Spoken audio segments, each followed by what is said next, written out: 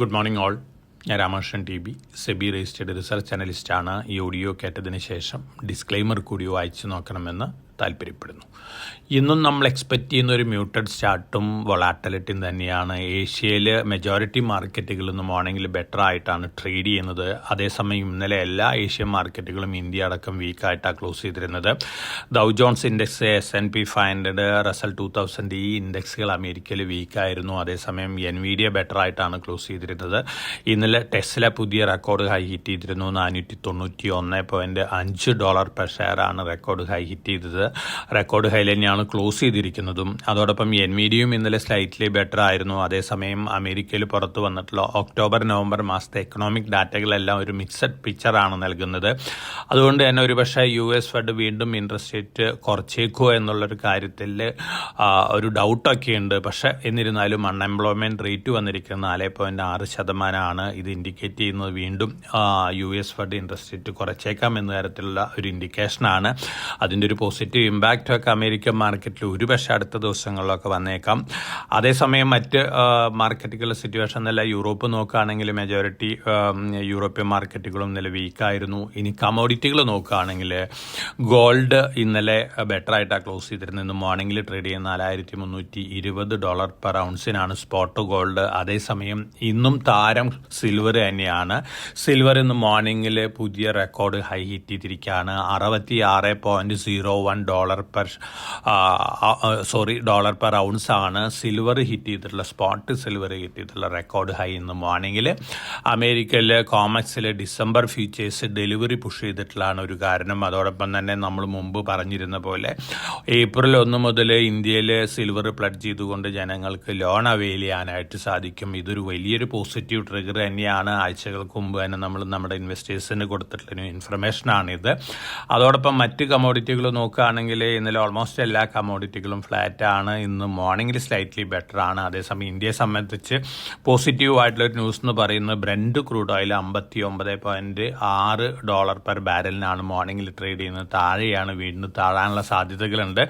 അതേസമയം Indian rupee ഇന്നലെ US ഡോളറിന് എഗൻസ്റ്റ് ആയിട്ട് റെക്കോർഡ് ലോ ഹിറ്റ് ചെയ്തിരിക്കുകയാണ്. 91.14 പെർ ഡോളറാണ് ഹിറ്റ് ചെയ്തിട്ടുള്ള റെക്കോർഡ് ലോ. ഒപ്പം ഇന്ന് മോർണിംഗിൽ നമ്മൾ നോക്കുകയാണെങ്കിൽ നമ്മൾ എക്സ്പെക്റ്റ് ചെയ്യുന്ന നമ്മുടെ മാർക്കറ്റ് ഒരു മ്യൂട്ടഡ് ഓപ്പണിങ്ങും വൊളാറ്റിലിറ്റിയാണ്. സ്റ്റോക്ക് സ്പെസിഫിക് ആക്ഷൻസൊക്കെ എക്സ്പെക്റ്റ് ചെയ്യാം. മേജറായിട്ട് ആക്ഷൻ പാക്ഡ് ആയിട്ടുള്ള സ്റ്റോക്കുകൾ നോക്കുകയാണെങ്കിൽ വേദാന്ത ലിമിറ്റഡ് NCLT അവരുടെ ഡീമർജർ പ്ലാൻ അപ്രൂവ് ചെയ്തിരിക്കുകയാണ്. എക്സിസ്റ്റിംഗ് വേദാന്ത 5 കമ്പനികളായിട്ട് മാറും.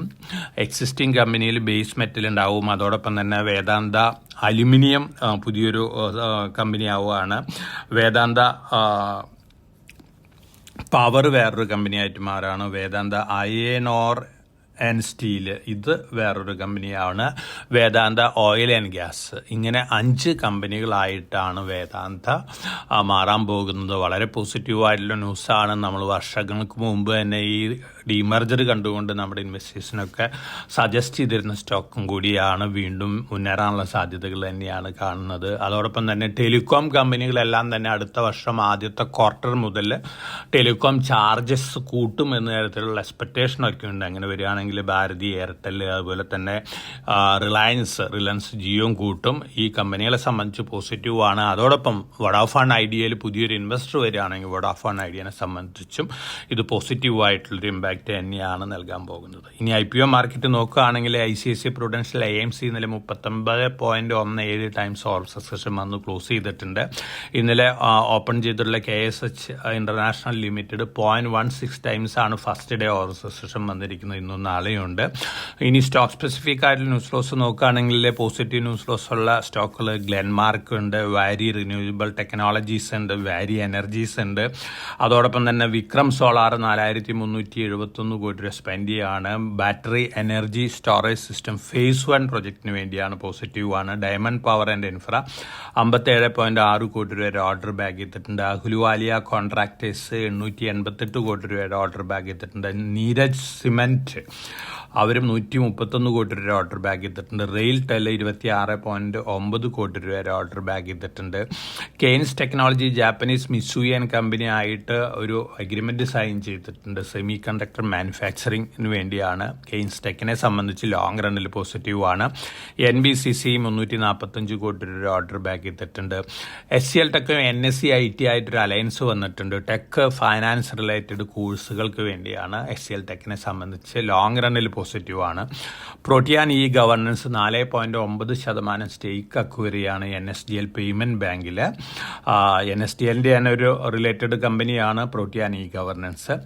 അതോടൊപ്പം പ്രൊമോട്ടർ ബൈ ചെയ്തിട്ടുള്ള സ്റ്റോക്ക് നോക്കുകയാണെങ്കിൽ ജിൻഡാൽ ഡ്രില്ലിംഗ് ആണ് ഇന്നലെ പ്രൊമോട്ടർ ബൈ ചെയ്തിട്ടുള്ള സ്റ്റോക്ക്. ഫോറിൻ പോർട്ട്ഫോളിയോ ഇൻവെസ്റ്റേഴ്സ് ഇന്നലെ സെല്ലേഴ്സ് ആയിരുന്നു. 2381.92 കോടി രൂപയ്ക്കുള്ള സ്റ്റോക്കുകൾ വിറ്റിട്ടുണ്ട്. ഡൊമസ്റ്റിക് ഫണ്ടുകൾ 1077.48 കോടി രൂപയ്ക്കുള്ള സ്റ്റോക്കുകൾ വാങ്ങിയിട്ടുണ്ട്. ഇതൊക്കെയാണ് മാർക്കറ്റ് ന്യൂസുകൾ. തീർച്ചയായിട്ടും വളരെ കോഷൻ അപ്ലൈ ചെയ്യേണ്ട ആവശ്യമാണ്. റുപ്പി വീണ്ടും താഴെ പോകാനുള്ള സാധ്യതകളൊക്കെ ഉണ്ട്. വേസ്റ്റ് കേസ് സെനാരിയോയിൽ ഒരുപക്ഷെ 94-95 ലെവലിലേക്കൊക്കെ റുപ്പി താഴെ വന്നേക്കാം. അതിൻ്റെ നെഗറ്റീവ് ഇമ്പാക്റ്റ് ഒക്കെ നമ്മുടെ എക്കണോമിയിലും നമ്മുടെ മാർക്കറ്റിലൊക്കെ കണ്ടേക്കാം. അതേസമയം ബ്രന്റ് ക്രൂഡ് ഓയിൽ വളരെ താഴെ പോവുകയാണെങ്കിൽ തീർച്ചയായിട്ടും അതൊരു പോസിറ്റീവ് ഇമ്പാക്റ്റ് തന്നെയാണ് ഇന്ത്യൻ എക്കണോമിക്ക് നൽകാൻ പോകുന്നത്. ഒപ്പം ഗോൾഡ് പ്രൈസ് വീണ്ടും വലിയ രീതിയിൽ ഉയരാതിരിക്കുകയാണെങ്കിൽ അതും ഒരു പോസിറ്റീവ് ഇമ്പാക്റ്റ് തന്നെയാണ് ലോങ് റണ്ണിൽ നൽകാൻ പോകുന്നത്. അപ്പോൾ നമുക്കൊരു വൊളാറ്റിലിറ്റി എക്സ്പെക്റ്റ് ചെയ്യാം. വളരെ കോഷ്യസ് ആയിട്ട് മാർക്കറ്റിൽ മൂവ് ചെയ്യുക. എല്ലാവർക്കും നല്ലൊരു ട്രേഡിൻ്റെ ആശംസിച്ചുകൊണ്ട് ഞാൻ ഇന്നത്തെ പ്രീ മാർക്കറ്റ് കമൻട്രിയോട് അവസാനിപ്പിക്കുകയാണ്. Thank you.